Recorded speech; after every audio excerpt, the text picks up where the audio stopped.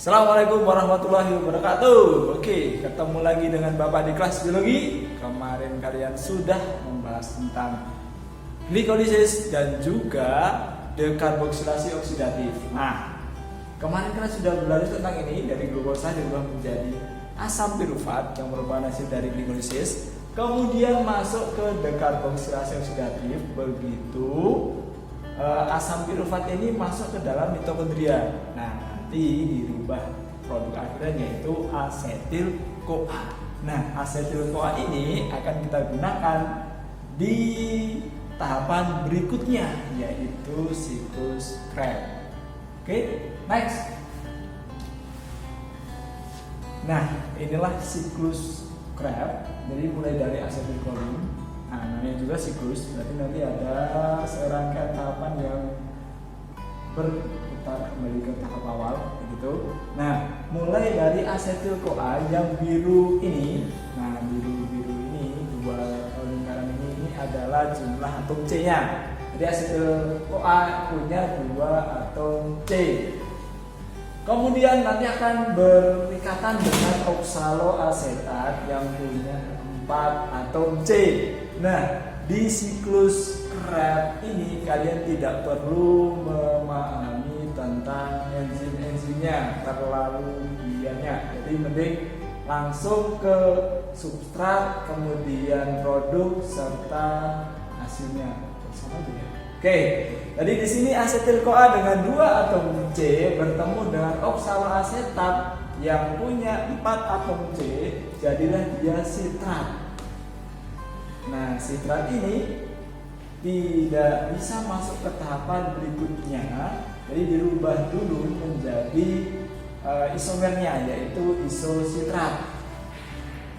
Kemudian, ya sebelum lanjut di sini, fokus di siklus Krebs ini adalah penambangan atau penghasilan NADPH dan juga FADPH2, di mana kedua senyawa ini yang nanti dipecah pada tahapan berikutnya untuk memproduksi ATP, gitu ya. Nah, sama seperti di DO kemarin, jadi ketika terjadi pelepasan gugus karboksil atau nanti CO2, maka dilepaskan pula H, dan H nanti akan bertemu dengan NAD plus, jadilah dia NADH. Nah, seperti di tahapan tadi, setelah sitrat diubah menjadi isomernya yaitu isositrat, isositrat ini akan melepaskan gugus karboksilnya sehingga keluar CO2 dan juga plusnya. H plus diterima oleh NADP plus, jadilah dia NADH. Oke, lanjut. Isositrat mengeluarkan satu karbonnya, jadilah dia ketul glutarat. Nah, ketul glutarat ini dia punya 5 atom C. Ya. Kemudian dari ketul glutarat dia dikeluarkan lagi satu C-nya dalam bentuk CO2 dan tentu dilepaskan pula H, maka dia nanti menghasilkan NADPH dari NAD+, jadilah dia suksinil CoA. Di suksinil CoA ini sudah jadi 4 atom C. Kemudian suksinil CoA melepaskan koenzim A-nya, jadilah dia suksinat. Nah, pada perubahan ini dilepaskan pula satu fosfat. Nah, fosfatnya ini diterima oleh GDP, jadilah dia GTP. Nah, guanin fosfat ini nanti bisa dirubah menjadi ATP, kayak gitu. Kemudian jadilah dia suksinat, masih dengan 4 atom C. Berarti sampai nanti terakhir, sampai oksaloasetat tidak ada pelepasan karbon lagi. Nah, dari suksinat jadilah dia fumarat. Nah, ini di sini melepaskan hidrogen juga. Nah, tapi diterima oleh FAD, jadilah dia FADH2. Ini juga nanti berguna untuk tahapan berikutnya untuk memproduksi ATP ADH2. Kemudian fumarat dijadikan malat. Kemudian dari malat ini dijadikan produk akhirnya yaitu oksaloasetat. Nah, bagian malat menjadi oksaloasetat di sini juga melepaskan hidrogen, jadilah dia NADH. Oke, nah kalian ingat kembali untuk siklus Krebs ini karena substratnya yaitu asetil CoA hasil dari dekarboksilasi oksidatif itu 2, maka siklus ini juga berlangsung 2 kali dalam satu glukosa. Jadi hasilnya pertama adalah ada 1, 2, 3, ada 6 NADH.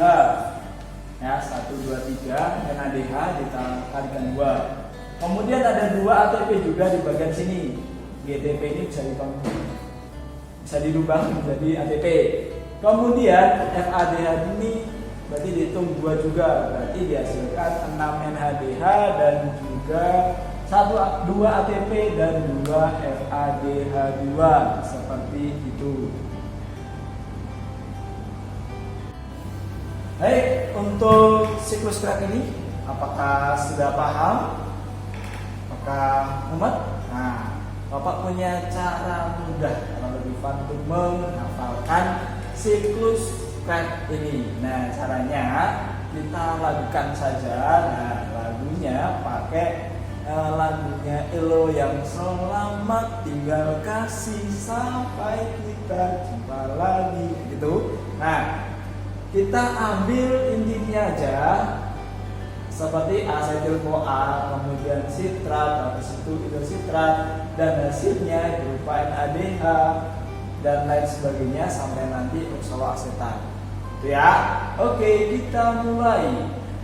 Asetil CoA sitrat isositrat NADH ketoglutarat NADH suksinil ATP suksinat FADH fumarat malat NADH oksaloasetat. Nah, seperti itu lagunya. Silahkan bisa kalian coba nyanyikan sendiri di rumah masing-masing. Terus nanti di share ke YouTube sama-sama ya.